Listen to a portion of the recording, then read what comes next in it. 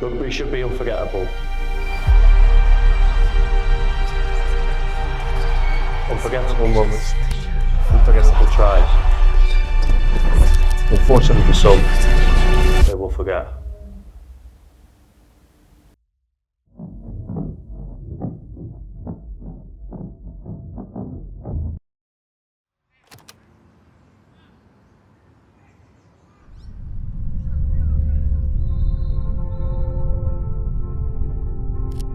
So Nana would pick us up from school on Monday, from primary school, and our treat would be something from the ice cream van.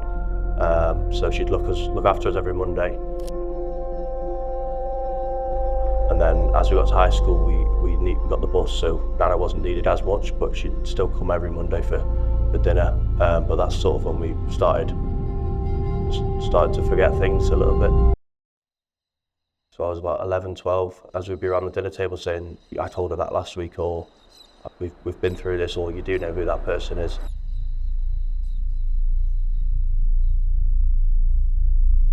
We got the diagnosis in 2021, 2020.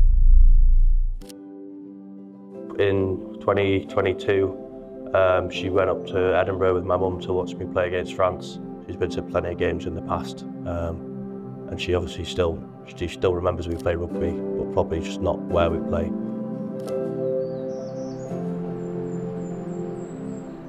Yeah, my name's 𝗨𝗨ci𝗍𝗶𝘶. I've been a supporter of the Newcastle Falcons since the turn of the professional era. And this was all just flat, this stand wasn't here at all. You could walk around the entire pitch at half time and watch the game from the opposite side, which is longer ago now than I care to think.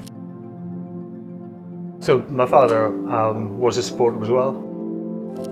So over the years we went to Twickenham for the two cup finals, the Queen's game and the Sale game. So we saw them win 2 cups, which was always a good experience that we had. Seeing the baffled expression of people who'd have been in the Twickenham area with 5,000 or 6,000 people singing the Bladen Races coming out of Twickenham, this was unbelievable. People in their gardens just go, what on earth? And that was something that we talked about for a good few years afterwards. We first noticed the effects of dementia in my dad probably 6 years before he died. And because he was probably well into his 80s by then you look at, is it normal memory loss, shrinkage in the brain, that kind of thing. And then we noticed that there were changes in that we would get the same stories from his childhood. But that was then all we were getting, the same kind of repeated stories. I mean, the one that sticks out that I always remember fondly is her always taking us home from school and the treat from the ice cream van, and she'd always have a bit of our sweet, and if we put the pencil out for her to eat, and she'd bite right down to the thumb, so she wasn't great at sharing. Every time I see her, even now, she says, "Oh, you've got bigger, haven't you?" in a Welsh accent. So yeah, she's always telling me how big I am, even if she does forget things. She still always says the exact same thing every time I see her. So the main toll is on my mum, because she has to see her twice a day after being a teacher. So it's the toll on her, really. Mum has to live 2 people's lives. The impact of dementia on the family itself, and my sister would go and visit daily. My sister was retired, I was still at work. So she used to go down daily and try and help out. My sister was then just referred to as that woman that comes, because he didn't know who she was at that time. Just before Christmas, we were going against 𝗨𝗨, and we watched the game from down there, and he really didn't say anything for almost the entire game, until it got to just under the 2-minute mark on the clock at the top end, and he just nudged me and said, "A couple of minutes out, maybe it's time that we make a move." He'd remembered that was kind of time to go. That was the last game we came to. He died just before his 90th birthday in the March.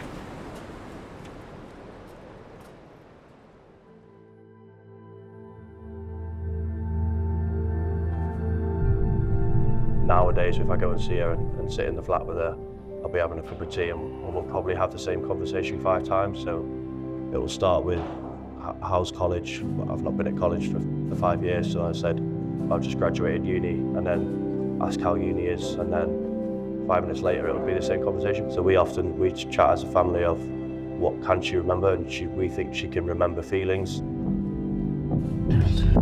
My advice would be to watch out for things that you think may be different and try and get a diagnosis as early as possible.